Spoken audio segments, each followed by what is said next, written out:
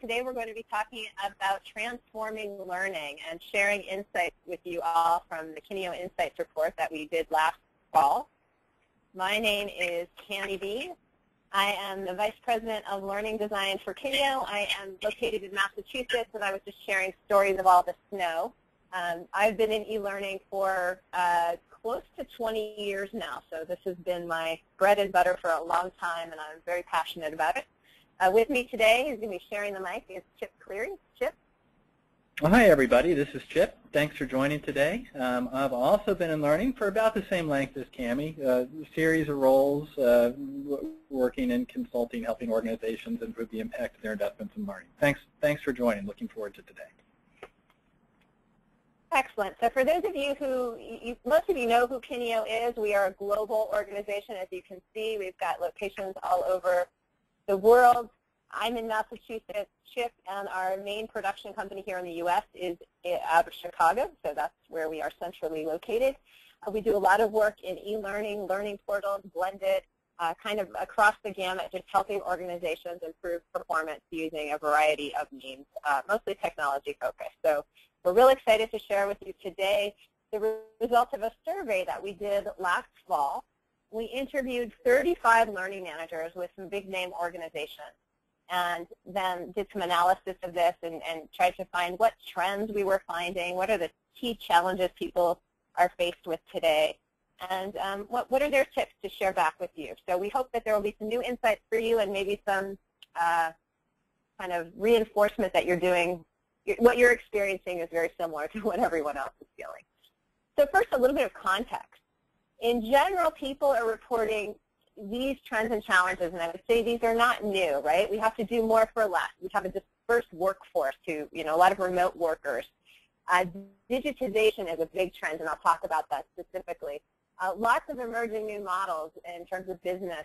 We've got, Facebook and the digital services and Amazon, and all this has really changed the way a lot of businesses even work, and that's putting some challenges on L&D as we try to fit how we support organizations in different ways, because the organizations themselves are different. There's also a big digital skills gap, and we want to look at how that impacts L&D in the work that we do. So these are just some general context what's happening. Let's talk a little bit more about this digital piece. So, the world has changed, and it's changed how we interact with our clients and our consumers in really obvious ways, right? This is digital media is how we access music, books, films. Last night I was watching Netflix a little bit too late. We have changed how we get information. It's how we shop. Amazon is, I don't know who actually went into a store this Christmas to go to shopping, maybe a little bit, but bulk of our shopping is happening through Amazon. It's how we bank. I don't go into a teller. I don't know when the last time I went into a bank was. I do everything online through my mobile apps. It's also how we get customer support. So lots happening out on Twitter where people are complaining and they're getting service directly through Twitter. This is changing the game a little bit. And it means that it's changing how L&D is supporting all of us. So Sabrina's going to pull over a poll for us right now. So the question here, so the question here is, as we think about how technology is changing how we do so many different things, it's clearly changing how we're able to provide learning to the organizations we serve as well. And so as you think about your L&D team, to what extent do you think that your team has the skills needed to meet the challenge of better using technology to meet the business needs you're trying to serve? It's a big question. It's kind of hard to answer because what are those skills that we really need in this digital space? And I think those are emerging right now. So there's a lot of questions. And it looks like we'll give you guys another 5 seconds or so.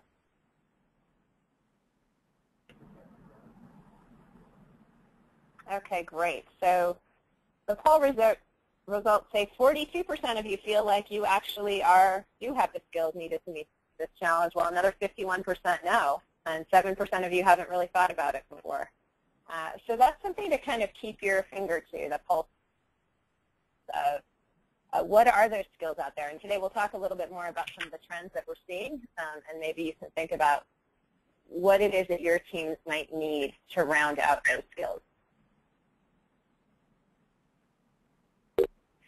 So what we found in our insight survey is that there really is a shortfall of digital skills. And what people are saying is that real tech-savvy people, there's a shortage of that in the L&D space. And the truly tech-savvy people are actually going off to different parts of the business. So how can we recruit and attract those really tech-savvy people to help us innovate in the L&D space? I think L&D, Chip, I don't know if you would agree with this, but a lot of people say that we're kind of slow to adopt innovation and change in the L&D space. And why is that? Yeah, absolutely. I mean, just over the past few years, I think depending on who you ask, you get lots of different answers. It seems like there's lots of opportunities. At the same time, many learning leaders that at least I've spoken to over the past several years wish that their teams were moving faster to apply innovation to produce the results the business seeks. Mm-hmm. And I think a lot of that just comes from the tradition that training, L&D has taken from training. So, the school teacher model, where we're doing classroom courses, and those classroom courses went online and became online courses. But we need to be thinking more broadly about technology and how we can use technology to support the whole kind of environment or ecosystem, if you will, where people learn, and how technology is an essential part of that. So the L&D leaders that we interviewed are seeing this as a big gap for sure, too. So another key theme that we saw in the report is that managers are reporting focus in 5 key areas, so kind of content areas that they need to be focusing on in 2015. And these might feel familiar to you. So I'm going to actually pull over another poll and have you, we did send out a pre-survey and asked you what your top challenge, what your top priority was for L&D for the coming year, but let's ask it again here. It's always great to see live results. So are you focusing for this coming year on onboarding? Is compliance your big issue? Is leadership and management where it's at? Are you focused on product knowledge or customer service? If you have another thing that you're focusing on and it's none of these, you can just share that in the question panel and let us know.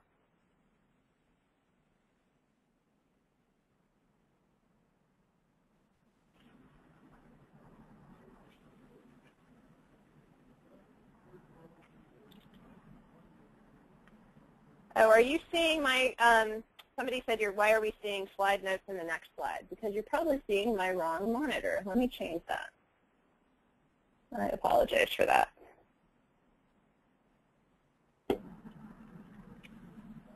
I'll change that in just a minute. Okay, so how are we doing on the monitor? Why don't we close that poll? And let's see what the top results are. We've got, whoops.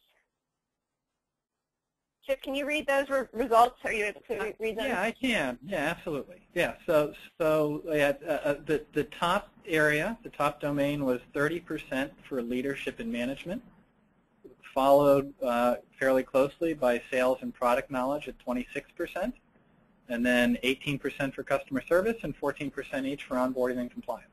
So a lot of focus on leadership and management and sales and product knowledge. Great, and I think that's really, I think that really reflects what we see with our clients and the kind of work that we're getting asked to do for people. Are you all seeing, just wanted to check on the slides now, are you just seeing one slide now and not my slides in my next screen? I apologize for that. So Cammy, just to let you know, it's the view has changed for me. So okay, great. Okay, great. And I know some of you like seeing the next slide, but I feel like I'm giving away my secrets, right? Okay, so in the face of these challenges, L&D really has to prove value. So Chip, why don't you talk a little bit about what this means? Yeah, absolutely. And so I think the notion that L&D needs to prove value is not a new finding from this research. It's a continuation of what we've been working on as a group for years and years. So Kim, if you can forward, I think there's some bullets that people can see on the slide too.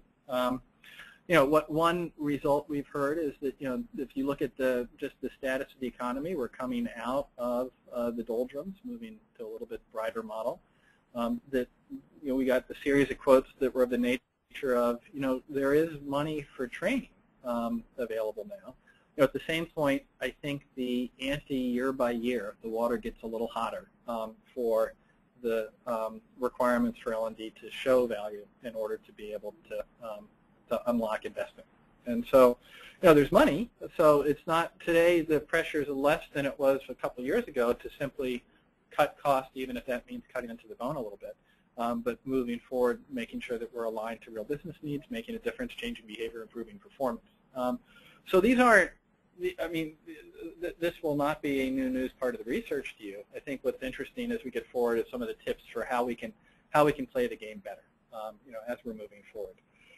One piece that we noticed as we were going through the research was, and you'll see this in the tips, most of the tips that we'll share with you focus on how can we do better at creating value for our businesses. Very few of them, one of them out of 10, is really on how can we do better at demonstrating the value we're creating. And so, I think it's interesting if you look at the notion of evaluation in L&D. One phrase I've said is that evaluation has been the issue of the year for 20 years. There's advances in the state of the art. There at the same point, when we reached out for sharing best practices, we didn't hear a lot back about how companies, L&D organizations, felt that they were doing great and had knowledge to share about doing this. So I think that keep that one on the docket as still one of the issues of the year for this year as well as the past years. Well, and I think Chip, that's interesting because it ties back into that digital skills gap, right? So we're moving into this era of analytics and measurement, and that's not traditionally the skill set that we have in L&D. So it might be that we need to start looking beyond the walls of our part of the organization to find people who can help with that, or start recruiting for people who have that experience in other areas and can apply their knowledge to what we do in L&D, which is really we want to really prove that value and show that performance is improving, that we're having that impact on the bottom line that's so critical. So keeping our eyes on that gap. All right, so now let's get down to the meat of the insights report. We asked L&D professionals what's working and what advice and tips they would give other L&D professionals. If you have read the report, a lot of this is in the report. We are structuring today's conversation fairly differently, so we're not just going to regurgitate what's in the report word for word. We will share links to that, the guide at the end of the webinar if you haven't already seen it, and you can read that on your own time and dig down into it in some different ways. So we hope today is a little bit of a fresh take on some of what you're seeing. So we have 10 tips that we're going to share with you that we heard from L&D leaders. So first tip, Chip. Yeah, why don't I pick this up, and then also, Cammy, if you can just forward so that the content of the slide shows too. Thanks. Yeah. So tip number one: start at the start. Work with the business, and again, this is an area in L&D where the notion of the importance of performance consulting and being able to start with what the business problem is, and make sure that the learning solution aligns to the business problem, came out loud and clear as an area of focus.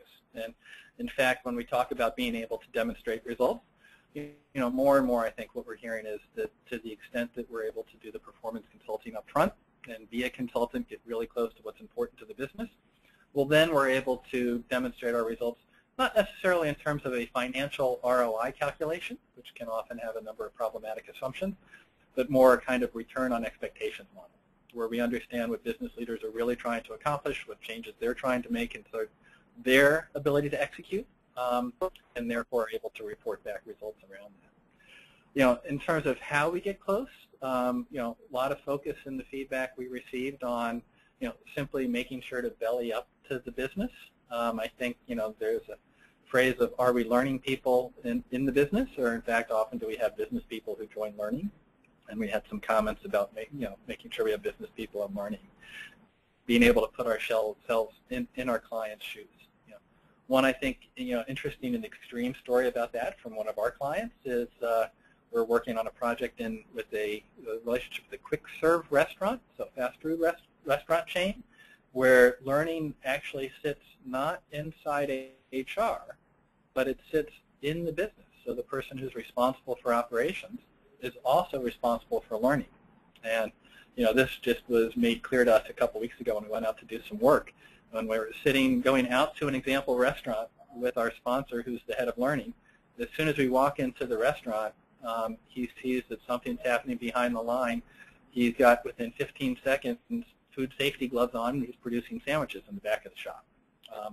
So the notion that, I understand what the pains of the business are because I've actually worked the job. I've put myself in the shoes, was one of the tips for how we can get close to the business, how we can see what's important. I think that what that leads us to is, in the research report, we spoke about the notion of an L&D response to business needs is to produce what we call real learning that can be applied. And if you're doing the needs analysis and if you're putting yourself in the shoes of the business, perhaps to the extent of actually working the job for a bit, that allows you to be able to make more realistic learning. When we're using learning by doing learning scenarios, it allows us to make sure that those learning scenarios not only reflect the important parts of what it means to be realistic, but also reflect the important mistakes that people make, so we're training what's important. So that's the first tip, working with the business. Yeah, great. And as an instructional designer, I love those stories. It's what makes e-learning much richer, gives it more context, and ultimately makes it more memorable and authentic. So from a design standpoint, that's huge. But it does get you closer to the business. Tip number 2, we heard loud and strong from our respondents, was really thinking about embedding the learning in the workflow itself. And we've heard this before. This is not new. It used to be called just-in-time support, right, or just-in-time training. Now we talk about embedding learning in the workflow. And what we mean is getting to smaller bits in any way. So it's not just putting out a 2-hour course, but it's making information, resources, performance support, tips, info, short video clips, all of that available as you need it. We've been working with clients, and I've actually seen this at I saw this at ASCD Tech Knowledge a couple weeks ago, where I was in Vegas, people sharing case studies about putting short 5-minute video tutorials up on their Jive social networking platform and kind of forgetting about the LMS. What matters is not that we've tracked who completed what, but that people are actually getting their jobs done and doing it well with fewer mistakes. So getting that information and those resources out there at the point of need, at the moment of need. So it could be, these might be mobile apps, they might be iPad apps, they might be calculators, information, product lookup for those of you who are dealing with sales and product knowledge. This can be a really useful way to quickly access information, but it's not locked into this big course. And it's got to be really easy to find on your systems, not in some forgotten corner of a SharePoint site, but accessed through some kind of a front-end portal. So how are you doing that in your organization? It'd be really interesting to hear if anyone has any comments or, yeah, we're doing that. Please share something in the question panel. That would be great, because this is a trend I'm seeing. We're seeing more and more, and it makes sense to me. It feels like this is making learning and training much more natural. Chip, if you need to fix something in your house, I don't think you're going to go off and take a 3-week certification program on plumbing. What you might do is go up and find a YouTube video on how to fix that leaky toilet and read a couple of articles and sit there and do it and practice it. And I think if we can apply those same things, those same principles to the workplace, this is how people are doing it in the real world, and this is kind of what they expect from the real world, and why not make our organizations the same way? Yeah, absolutely, Cammy. In fact, last summer I did a sort of do-it-yourself modest redo of our kitchen, and I found myself using YouTube quite a bit. So that's exactly what you're talking about. Yeah, yeah. Exactly. And if your people can't find the information that they need on your website and internet, you know what they're doing? They're Googling it. So we need to make things discoverable on, the information that you want people to find, it needs to be discoverable. And I think that's a changing role for the L&D function. It's a little bit different. We have to be thinking about curation. and helping the content that's out there be discoverable.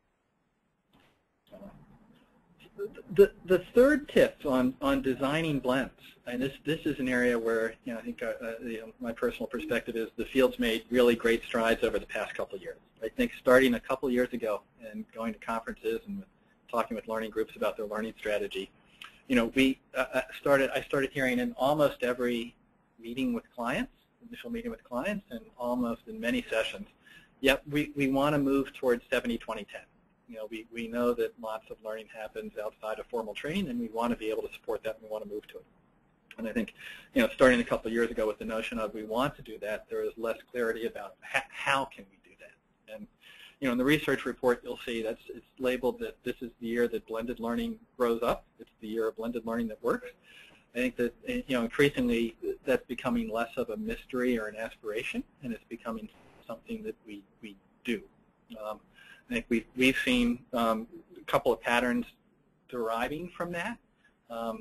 Blended programs that actually do use social learning, that use performance support, that use some formal training, that use some peer learning, but don't throw the kitchen sink at every problem. That say, for the business need we're addressing now, here's the three pieces of the puzzle that really matter, and here's how we're going to use them in kind of a judicious way. So I think we're seeing organizations being able to kind of get their chops down about how we design blended learning journeys. I think the other area where there's a lot of passion and movement, probably a little bit less far along, is on what's called learning ecosystems, which is as opposed to us trying to plan out a formal path by which you will learn a set of skills, how can we create an environment in which you can find what you need when you need it and take bits and pieces? In order to support those kinds of experiences, we started out by talking about digital skills. Digital platforms are clearly really important. So blended learning platforms. Here are some shots of the platform we support, Totara. And one of the things that's interesting about that is way back when we started working in the space, we used Totara primarily not to support a company's LMS overall, but to support programs. And then Totara grew to be something that many companies use as their primary LMS. We see lots of organizations interested in using some form of technology not to plug into their existing system of record for learning, but also to support a more rich set of interactions. And so these screenshots are of Totara. Lots of flexibility in that. We have one client who's interested in the notion of a learning ecosystem. They happen to be focused on training a large sales force. They're in the process of implementing Salesforce.com. And their approach is going to be, we don't need to make it a learning system. We can actually have Salesforce be the home for everything for our sales team, and we like to plug our resources into Salesforce. So the notion of designing blends seems like it's one where we're growing up, we're getting our chops down in terms of design, and we're having a broader view on what technology platforms we can use to bring the solutions home. Yeah, and I think it really ties, this whole notion of blended learning really ties back into the previous tip about embedding learning in the workflow, right? It's that more natural space. Tara in the comments shared, she said that they're creating leadership series videos similar to viral videos that incorporate humor and fun to increase team member retention and create discussion. And she says they're going to live on their SharePoint site, like a YouTube-style channel versus an LMS. So it's really thinking about unlocking some of this content from, that LMS that you have to log into, and you can still often, what we'll often do with some of these platforms is the content can still live on your LMS and be tracked there, but you don't have to sign into it. You can kind of go to this front-end piece of, a platform like this, and it all feels very seamless and organic. It's where people already are. So thanks for sharing that example, Tara. And if other people have examples, feel free to pop them into questions, and we'll try to share them as we go along. So tip number 4, with all of this change and kind of how we're thinking about putting out learning content, it's a lot of short. It's not big courses necessarily. And I think with that comes a real shift in the way we think about how we frame the messaging.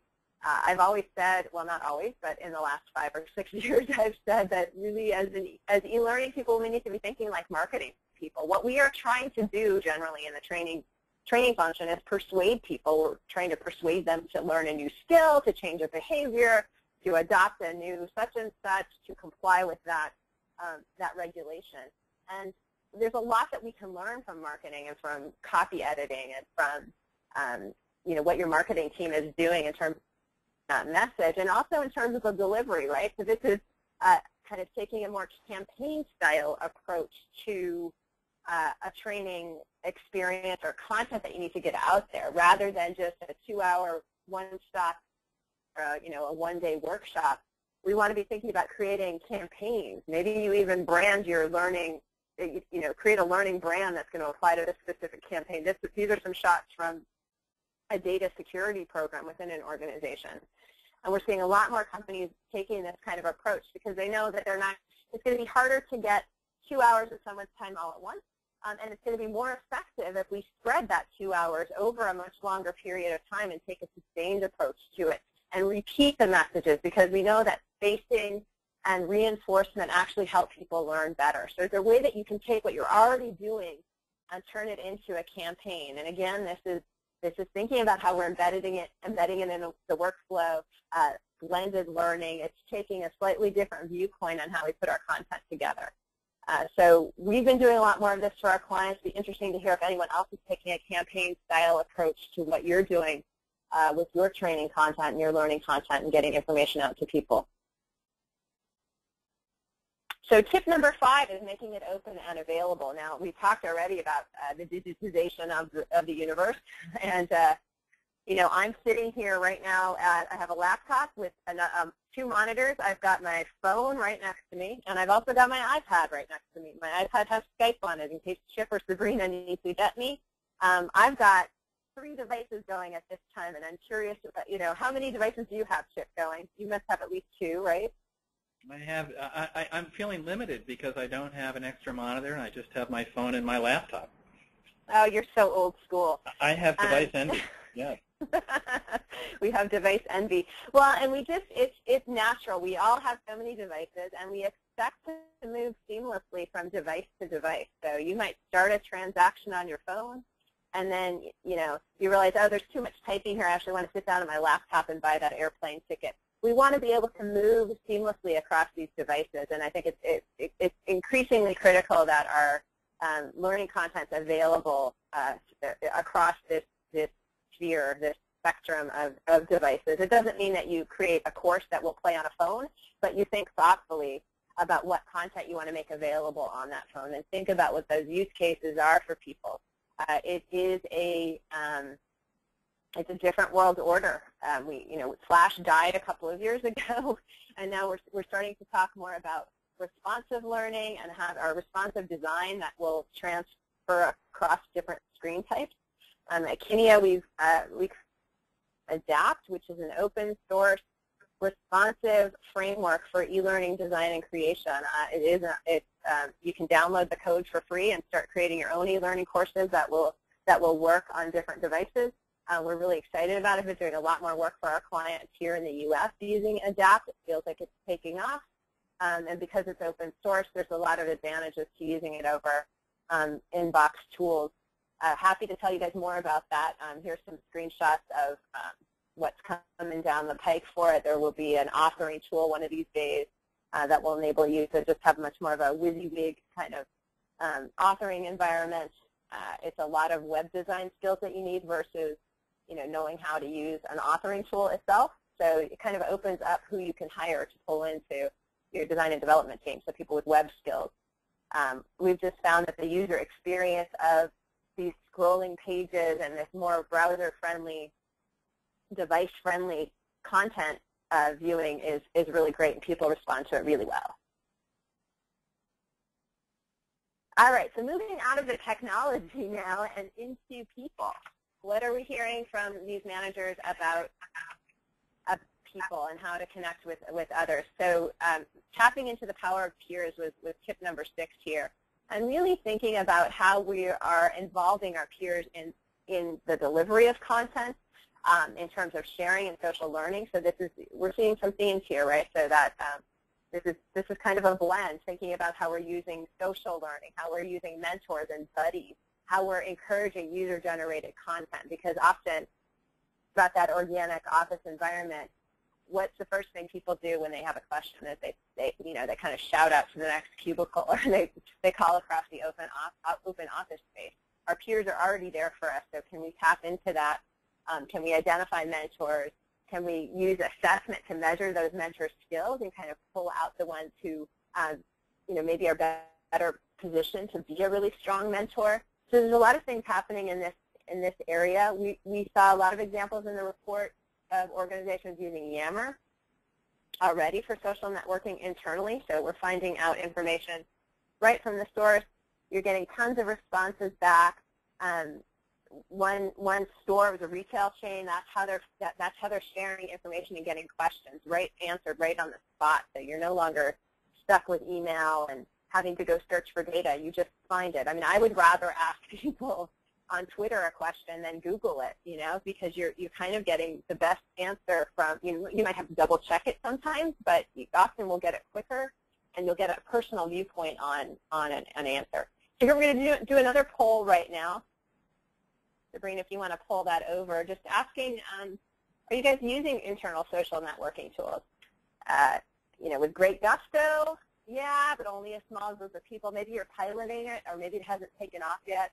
Or maybe, no, you're not using it, and you've got reasons for doing that. So we'll give that a few more minutes. And while you're answering that question, Kelly shared that they are using communities of learning that can be accessed from anywhere without logging into the network. Sharing, including videos, documents, learning assignments, follow-up after training. That sounds great, Kelly. So it's really about creating really that learning ecosystem that is accessible.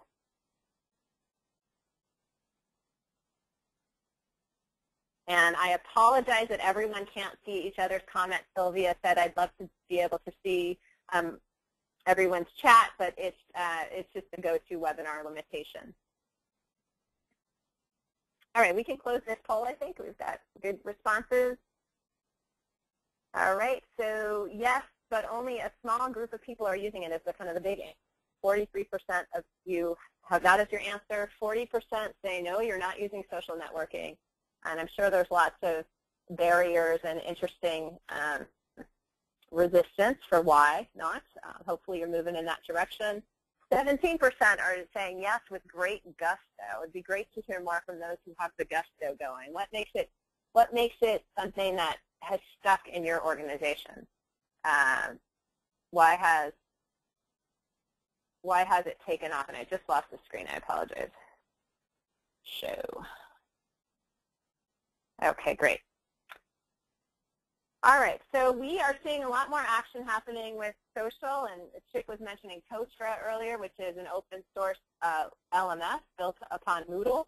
It's a corporate distribution of Moodle, and we're adding social features into that because our clients have been asking for it. So we're seeing more of a trend in this direction, and you're seeing social tools getting pulled into kind of traditional LMS functions.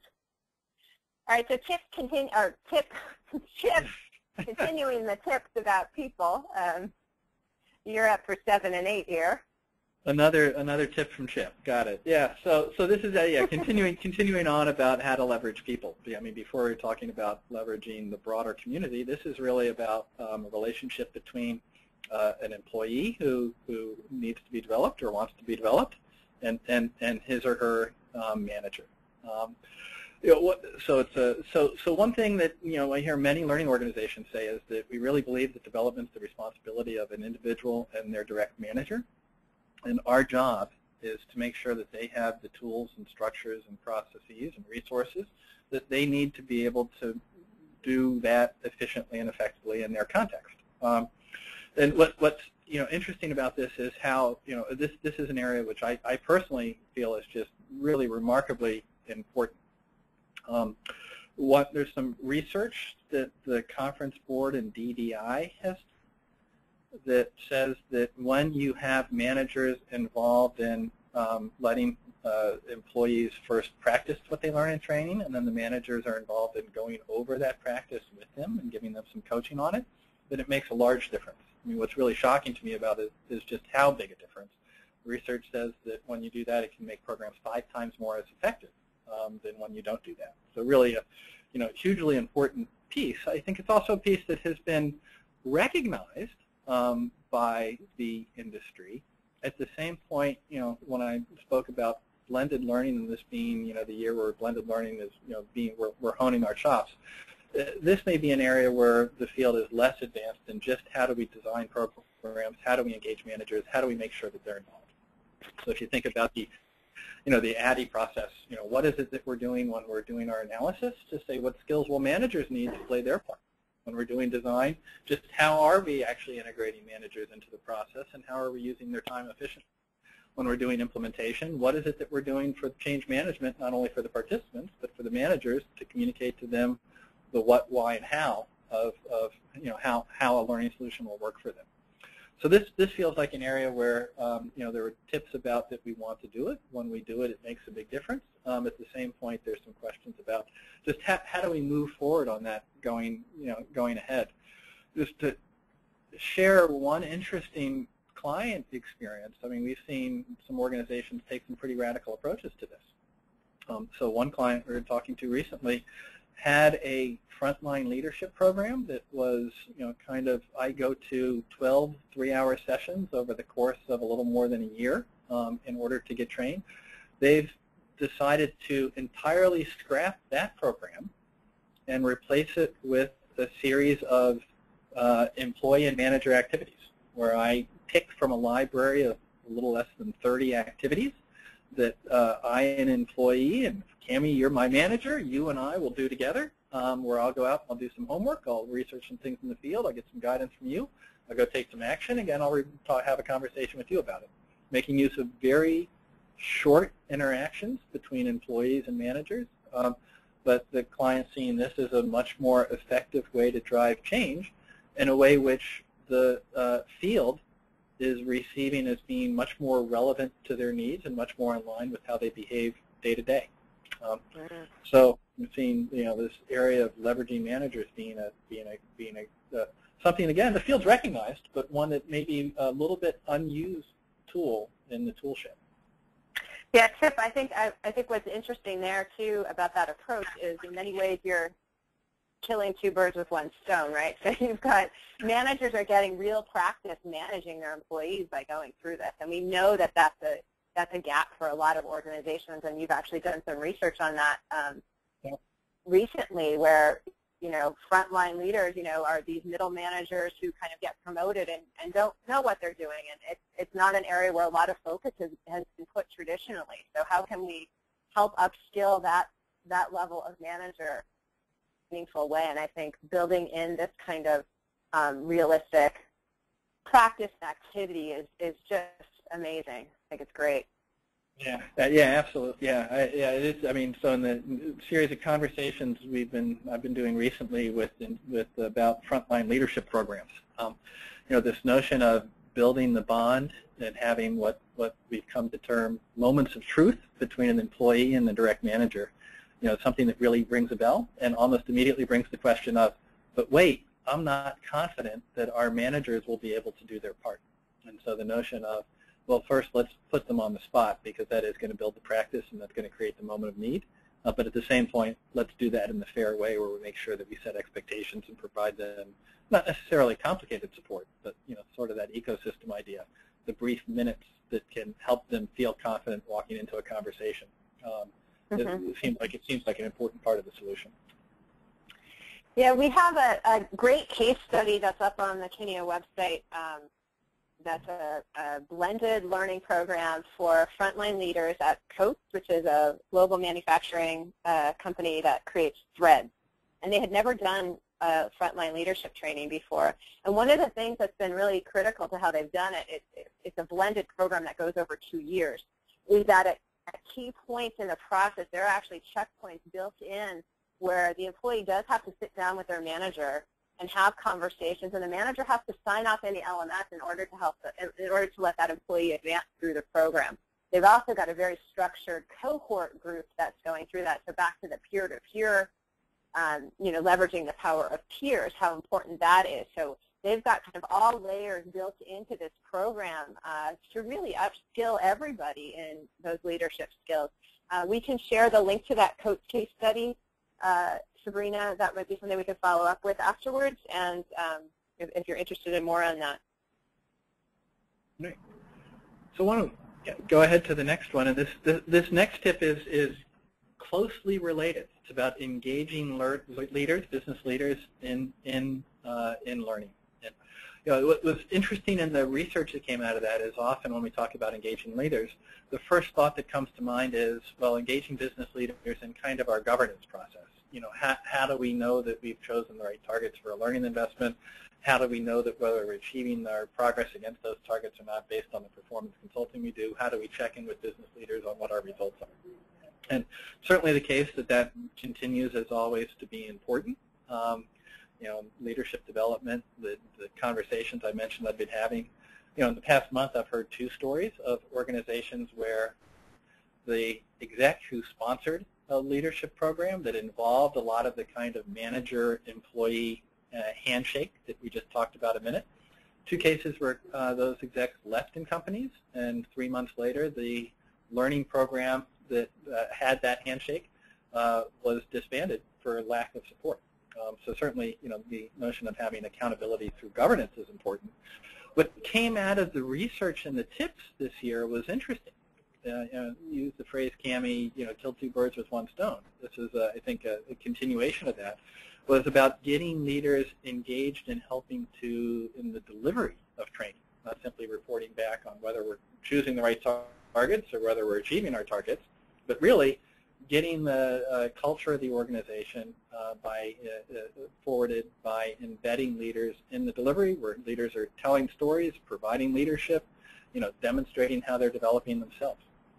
So it was interesting to see in the research how this notion of where not only do we want to walk a mile in the business's shoes, like we talked about on tip 1 up front, and not only do we want to create a handshake, but we also want to get some senior leaders involved in our programs because that helps us advance the culture, but also it helps the senior leaders get a pulse, on how is the learning working and is the learning actually helping them achieve what they want to do with the business.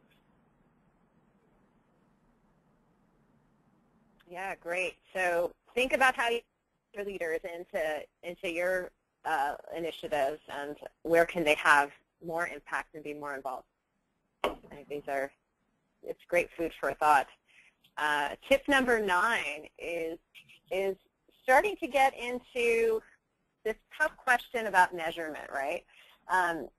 And we don't have all the answers on measurement. I think there's a lot to figure out. Susan asked a great question. She said, what suggested tools do you have for managers to track impact on performance? And certainly, a multiple choice question that tests whether or not you memorize the key words in the e-learning course are not going to help you with that, right? So we need to have assessments. One way that we can start is by having assessments that actually measure the right thing. So we can have post-learning reviews with managers. Again, that's pulling that manager back in. We can have observational checklists out in the field where you're looking for real examples of behavior change. This gets the manager out onto the floor and involved, right? Looking for real signs of performance. You could even have some kind of valued recognition and incentives through certification and badges that tie into that assessment and that performance. Another thing I would add to this that's not here, though, is really thinking about, to Susan's question, is how are you tracking performance? We need to go out to the business and find out what metrics the business is already tracking about performance. Sales is an obvious one, right? So you can track how well sales are going.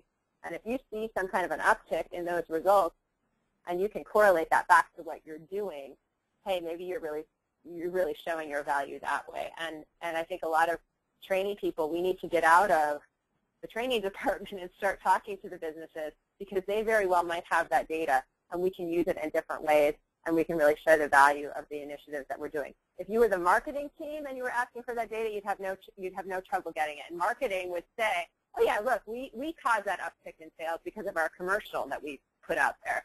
And you can say, well, actually, you know, there's probably multiple things going on here because we did this great sales training initiative, and salespeople have much more confidence and aren't able to sell, and we think actually it was this that had an impact on it.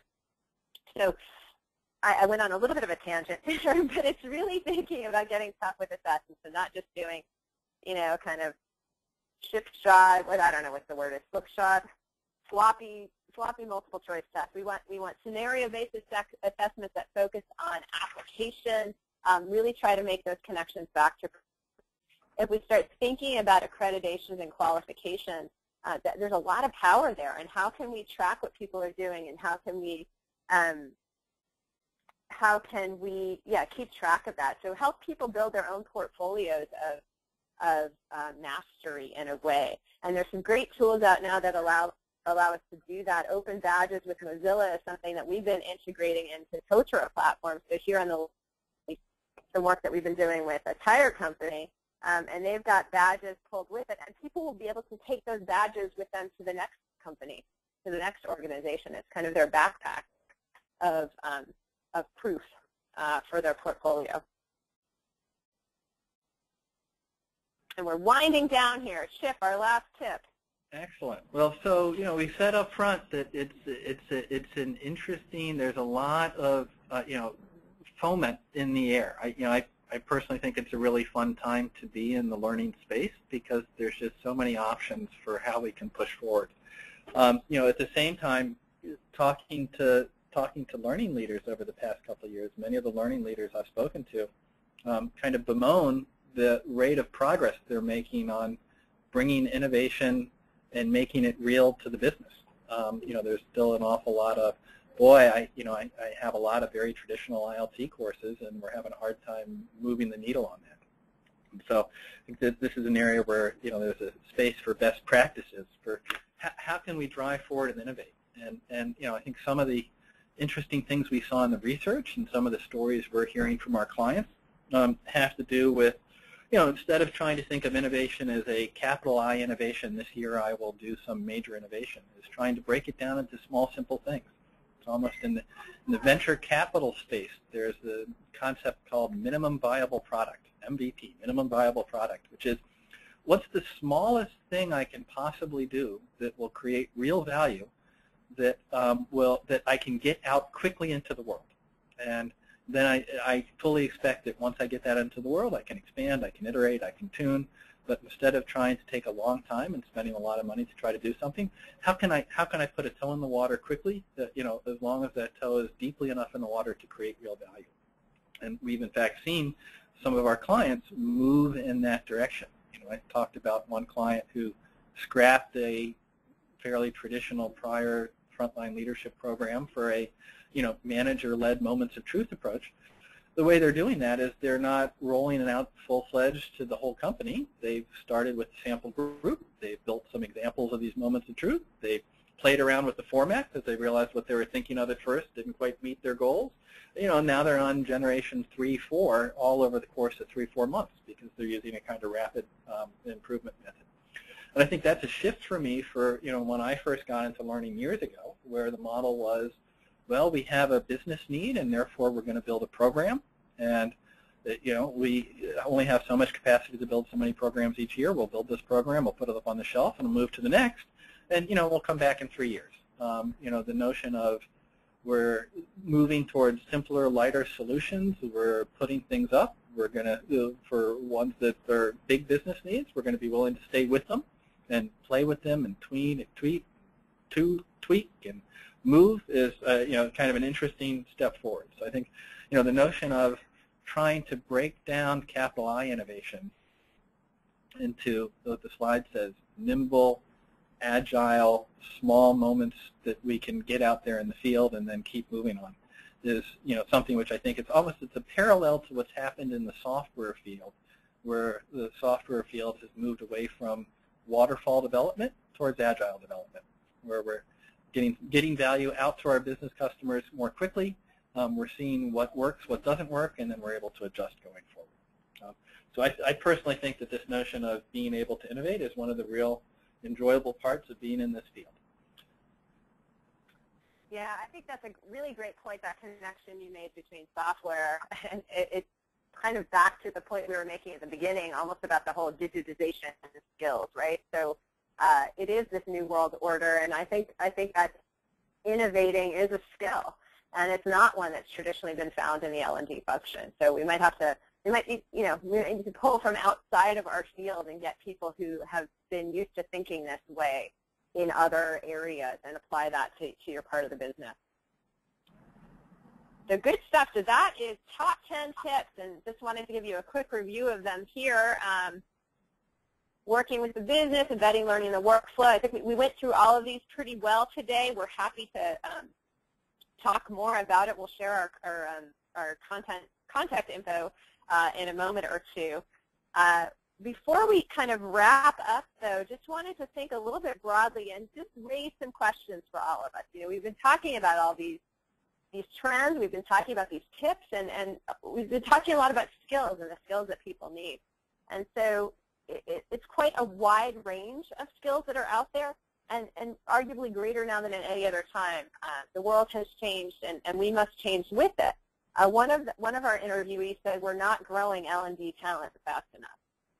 And you know, I think if you look at the traditional mindset that L&D has had up until now, we've got to kind of blow that up. We've got to change the way we think within our organization. So how can we do that?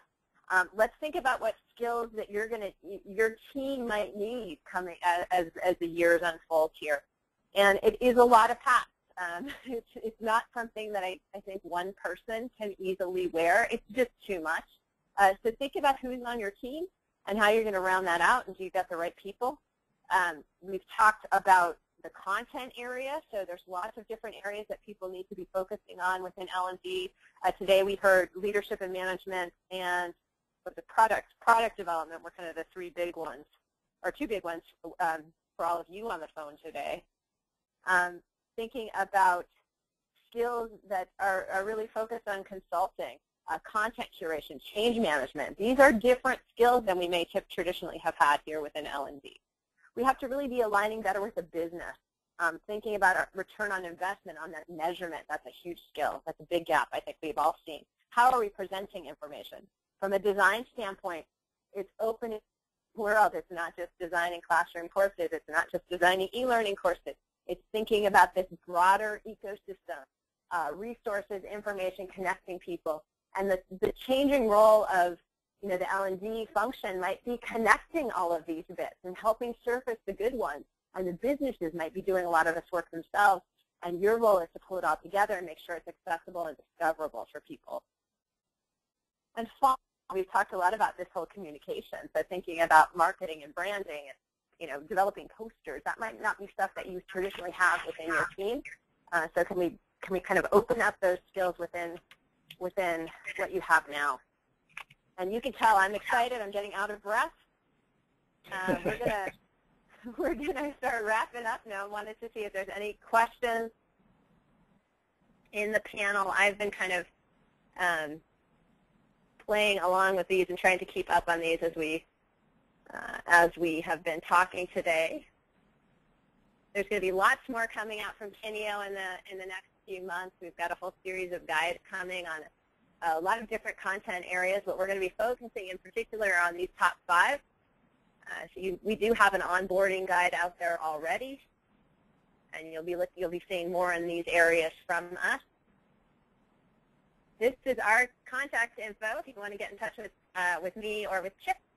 Both of us have written books, and happy to share the thoughts and insights in there as well. Chip's is much more academic and highfalutin sounding than mine. Mine has rubber ducks on the cover. So hopefully it can kind of hit a lot of what we've been talking about in some different areas. Well, now I have rubber duck envy. I know, I have a cute book title. I love it.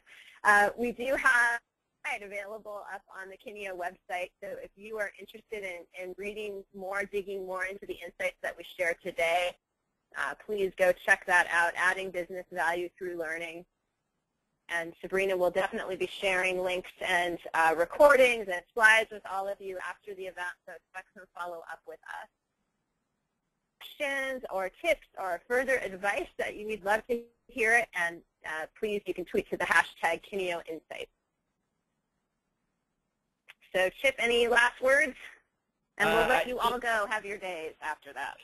Yeah, no, just thanks for joining. I think, like I said, there are some tips here. What's interesting me about the tips is that, some of them I feel like the field as a whole has made great progress on, and we're kind of down the field. Some of them I think are areas where, boy, we really want to pay attention to that, and we have some figuring out to do. And like I said, I think it's a fun time to be in learning, just because of the breadth of ideas that are on the table for us to work with. Thanks for joining today. Thank you, everyone.